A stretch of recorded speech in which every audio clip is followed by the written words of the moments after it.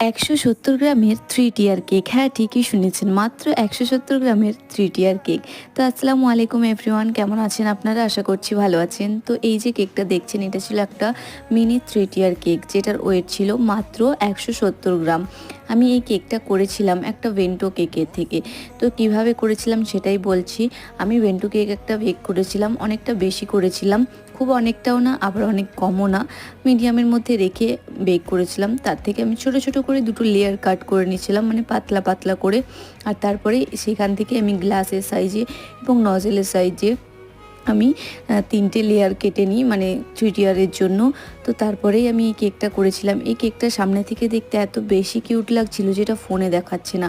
তো এটা আমি একটুখানি ভিনটেজ টাইপের করে নিয়েছিলাম।